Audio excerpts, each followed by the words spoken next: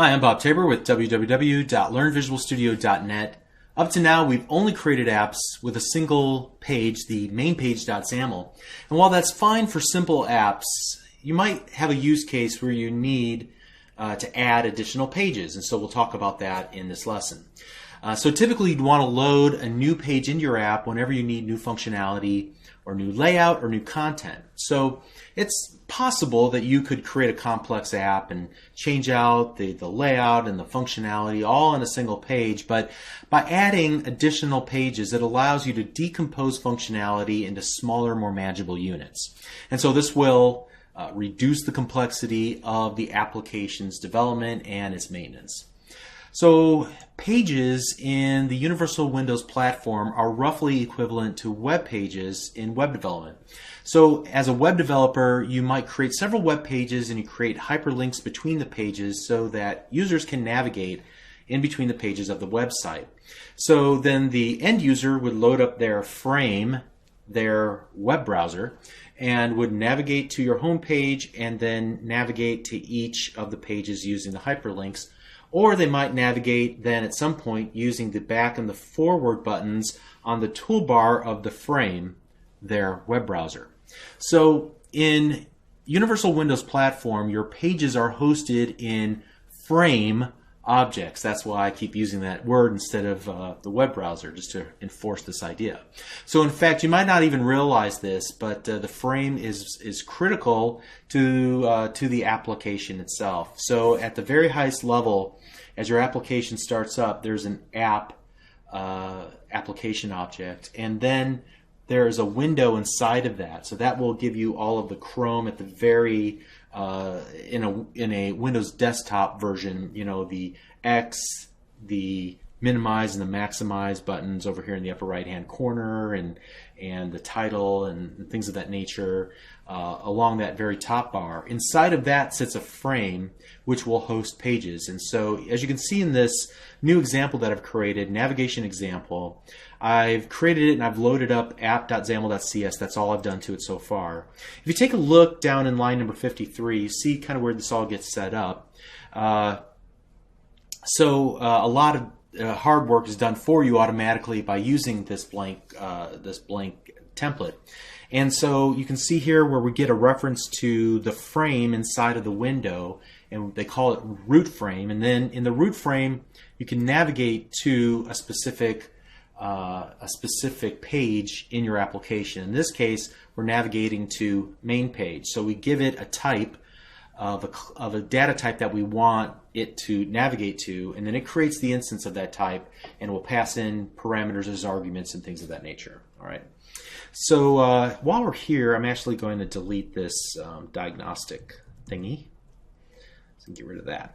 And at some point later on, we're going to learn about loading new pages into this topmost frame, what's called the root frame. But for getting started, I think it'd be easier to just talk about adding a frame to our main page.xaml so that we can load individual pages in and out of that frame that's hosted by main page. So in your mind, think of, you've got the app, the window, the frame, the root frame.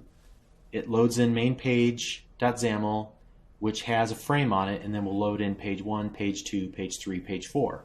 So in that scenario, we're going to delegate the responsibility of hosting other information in main page as well, like the search bar at the top or the split panel down the left-hand side for navigation purposes.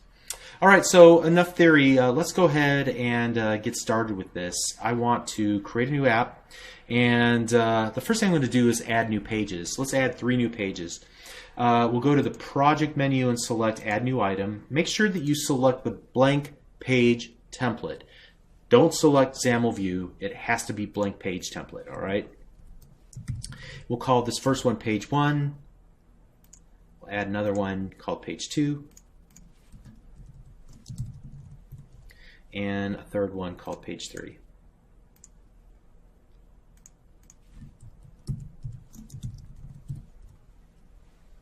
All right, and we'll come back to those in just a moment. But those will be the pages that will load in and out of our main pages frame.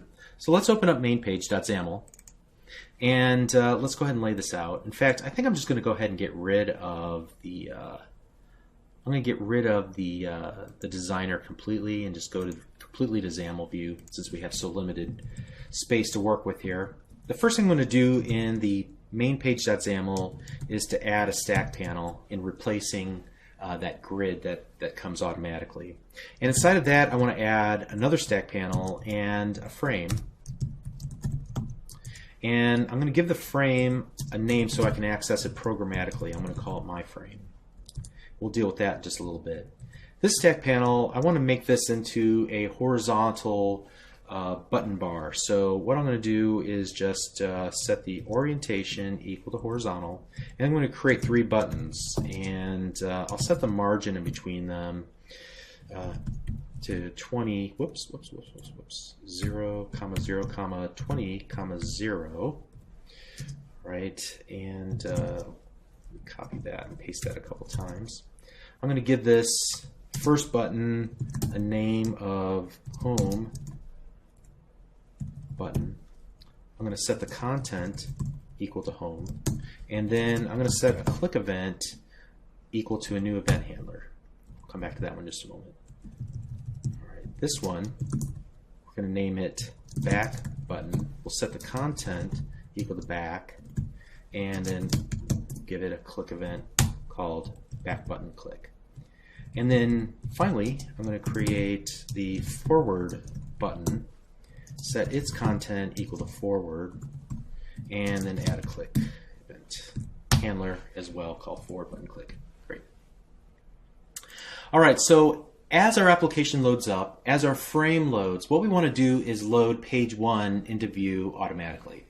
So let's go into the code behind mainpage.xaml.cs, and the very first thing that we want to do is in the constructor for the page, I want to access my frame, and I'm going to call its navigate method. So just like we saw in the app.xaml.cs and we navigated to a type of main page, here we're going to navigate to a type of page 1, like so. Whoops, let me use the type of operator correctly. There we go. All right. So that should load in page 1. While I'm here, I'm going to go ahead and flesh out the home, back, and forward buttons. Now, the home button will be easy. We're just going to, whenever you click it, we're going to go automatically back to page 1. So I'll just copy and paste whatever I had in the constructor down here into the home button click event. However, in the back and the forward buttons, what we want to do is work with the history, or rather the backstack of the frame. So the frame will maintain the history of pages that the user navigates through, and it will replay those navigation requests whenever we go back or forward. We have to ask the navigation's backstack, can we go forward? Can we go backward? And if we can, then go ahead and go back, or go ahead and go forward, respectively. So we'll do this. If my frame dot can go back, that's true or false. If it's true, then we'll do my frame dot go back. See how easy it is? And we'll do something similar here for forward. So if my frame can go forward, then go forward.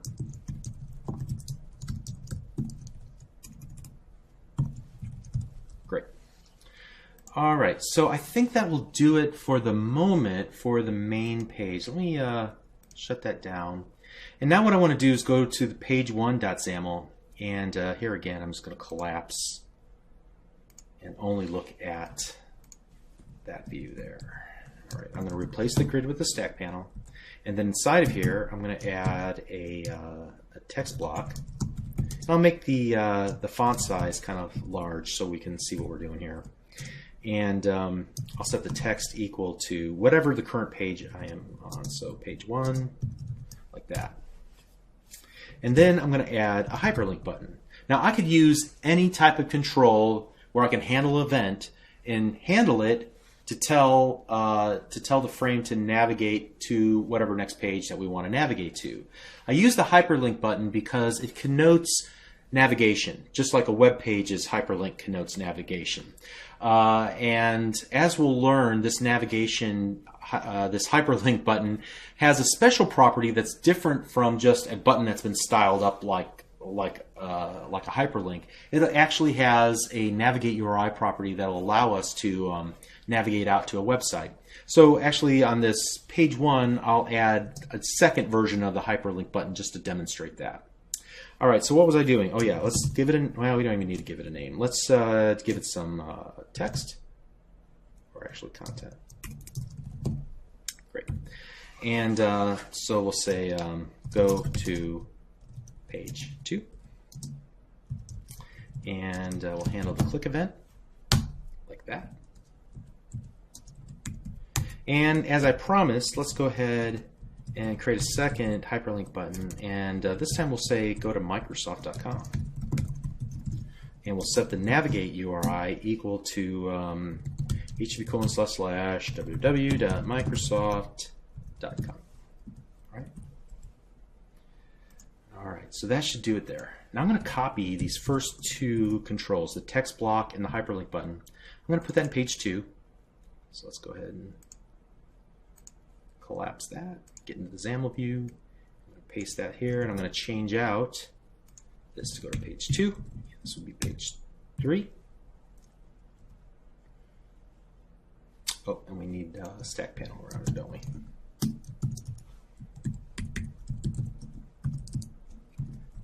Great.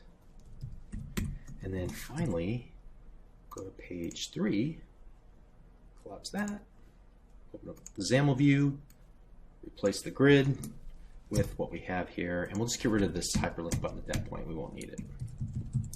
We'll call this page 3. In fact, what I'm going to do is actually put something else in there soon. But let's just stop right there. Okay, so now let's go ahead and run the application and see what we have so far. Let's see if we can get this to work. If I missed anything. Whoops, something failed. What did we miss? Oh, okay, that's easy enough to fix. Let's go to page 2, and I'll just go ahead and hit the F12 key on my keyboard. That should work. And hey, while I'm here, let's go ahead and navigate, right? So frame.navigate, and we'll go type of page 3, like so. Now you might wonder, why am I referencing frame and not my frame? After all, the frame's name is my frame, right? True. Whenever we call the navigate method and we pass in the type that we want to create a new instance of, that navigate method will create that instance and will kind of act as a factory, in so much that it will set up the instantiation of that object by setting its various properties. One of the properties that it sets for a given page is the frame property, and sets it to whatever the parent frame is. So that's how we get a reference to the current frame that we're sitting inside of in order to call its navigate method. Okay. All right. So we did that. Let's see. Did we do that in page 1 as well? Well, we didn't. So let's just copy this and stick it there, and we'll call it page 2. All right. Does that work?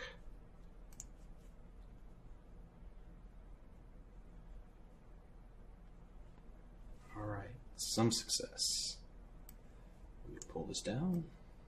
Great. All right, so the first thing that I want to do is I'm actually going to click the navigate, the hyperlink button that'll go to Microsoft.com.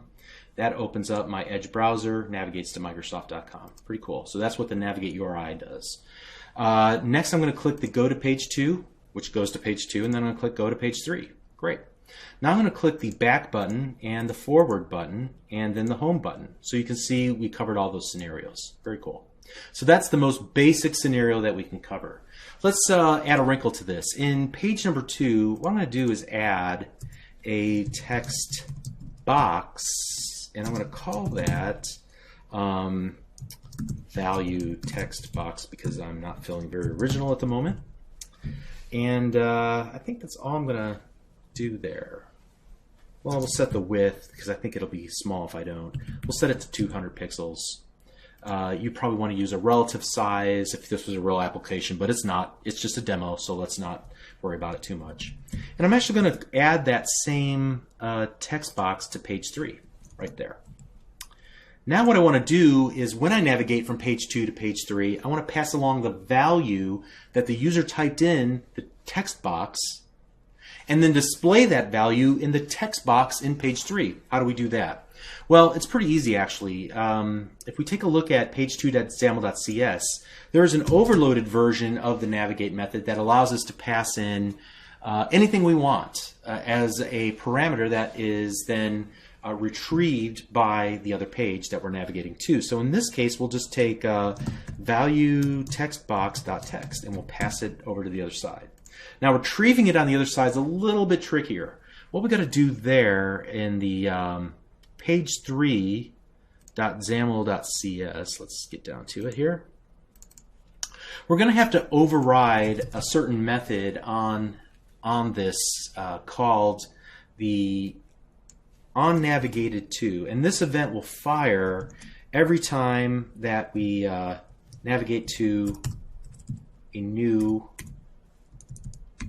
to the page. All right, and so what we can do inside of here then is to retrieve the value through the navigation event args. So we'll go var value equals e.parameter. And we're going to have to cast this because it comes in as object because it can hold anything. We'll just have to, in this case, cast it to string. You can cast it to a class, anything you want. And then we'll go value textbox.text equals value. That should work. Let's run the application again. All right, and this time let's go to page 2, and here we're just going to type in some junk and go to page 3. And we get that same junk there. Awesome. So what happens when we go back? Wait a second. We've lost our value. Where did it go? Let's go forward. Well, it's still there, but it's not here. What happened? Well, remember what I said. Whenever you're navigating through the backstack, through the history of the frame, it's going to replay the navigation event. In our case, the step of navigating from page 2 to page 3 included some text.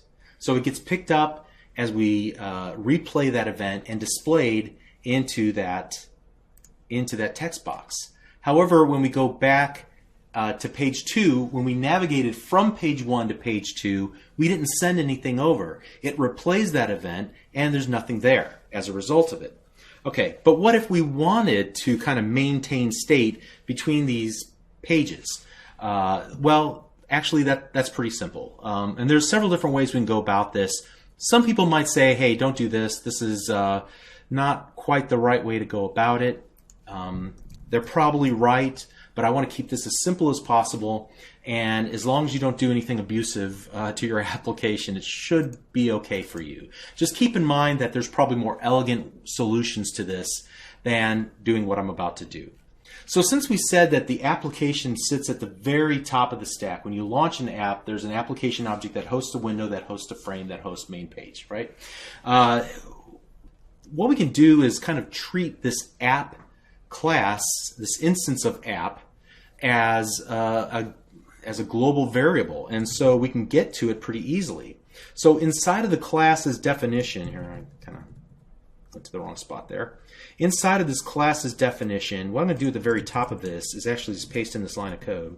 And here I'm creating a property or just a field called SomeImportantValue, and I'm making it static of type string, and then saying this is internal, which means that anything inside of this app can access that variable, but nothing outside of the application. Okay. So SomeImportantValue. What we'll do here then in page2.xaml.cs is we're going to set app.SomeImportantValue equal to the value textbox.text, right? At this point, we really don't even need to pass this into page 4, or page 3 rather, if we didn't want to. But I'm going to go ahead and leave that code there for now. So we've set this, and it's storing it, saving in memory. And what I'm going to do is actually go back here to page 3. I'm going to grab this, override, and put it back in page 2. All right. So on page 2 now, we're going to override the onNavigated2, and if our some important value is not an empty string, so if is not